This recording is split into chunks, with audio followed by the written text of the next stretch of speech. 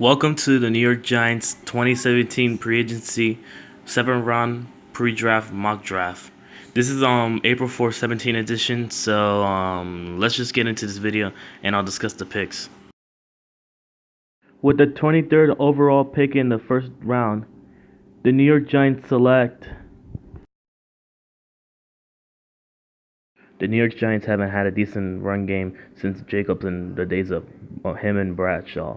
But with a pick of Christian McCaffrey, with him aligning with Paul Perkins and them sharing reps, and then Chamberlain playing backfield on third down situations. But if I think they add him and Paul Perkins, then the Giants will have a dual running threat combination that they haven't had for years. I know you're probably questioning why the Giants don't go for the tight end David Njoku or O.J. Howard or names like that. Most likely they'll probably be taken in the first round since this year's tight end game is on point and plus running backs. But I think they're off the board and the Giants resort to him. There's plenty of rounds where we can go O-line, so Christian McCaffrey it is.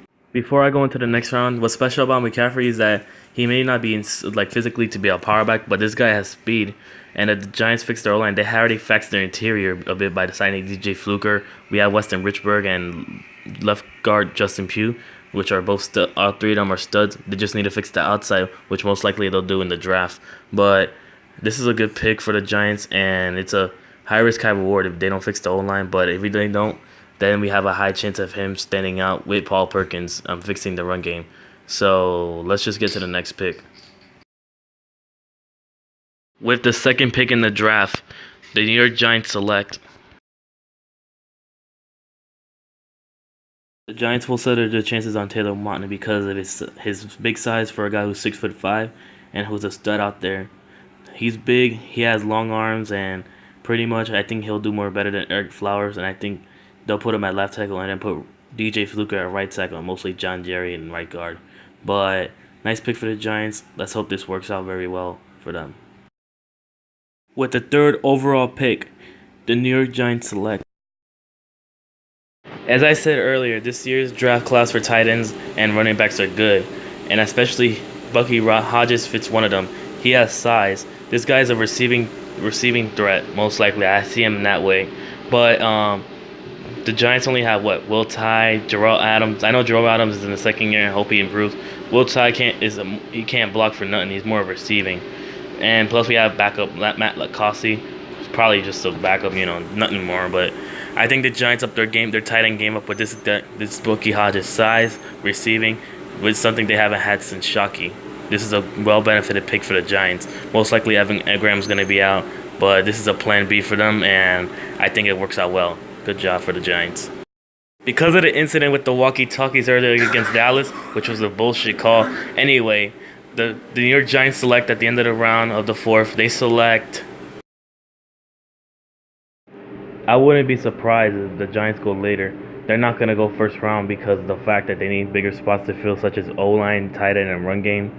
But this guy's, to me, one of the underrated quarterbacks of this draft. I know people say that this year's draft quarterbacks aren't that much, with the likes of Mitchell, Trubisky, Deshaun Kizzer, and Deshaun Watson. But I think they're going to take their chances on Jared Evans. I would say Josh Hobbs, but this guy's more versatile and fast, and I think the Giants have a secured future with him. There's no way they're starting Geno Smith. I'd rather pick him over Geno Smith. I think the Giants take their chances on Evans. Plus, we have to start preparing now for life without Eli Manning in New York, so I think this guy might be a successor, and for sure as hell it'll be more brighter than Geno Smith being quarterback.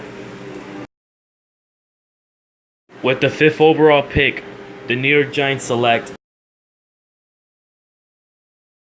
The New York Giants will need another offensive tackle or O-line. He can play both tackle and O-line with his big size of 6'7" and weight of 300 plus pounds. I think this guy will most likely be a def. It's a matter of quality you have in your def. I think this guy has a lot of quality to be a backup player or take over for Eric Flowers if he doesn't live up to expectations in year 3. But this should be a def pick, but it's worthy for the Giants.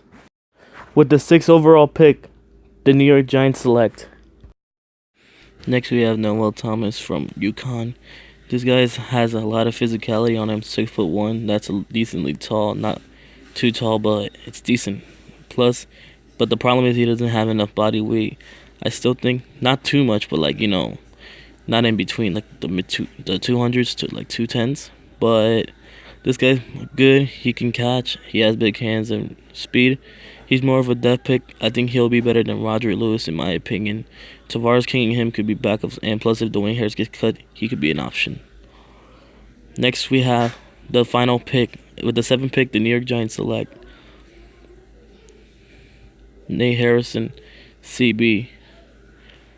Our final pick is basically more of a depth pick, but his physicality will most likely be one of the reasons why the Giants draft him. But if so, the Giants should have him in the depth, like to compete with Valentino Blake and other CBs in the training camp. But he might be able to stand out for practice squad worthy. But half of these guys in this draft probably might make practice squad from 4th to 5th or 6th. But they're good enough. I think he'll be practice squad or to contribute to some extent. Sorry for any background noises, but this is going to conclude my draft. But it's a good draft overall, so we should have good quality picks. I'll probably do another video soon, like mostly on the free agency outlook. But till then, I'm going to conclude the mock draft. Comment your opinions and my gradings. Till then, see you.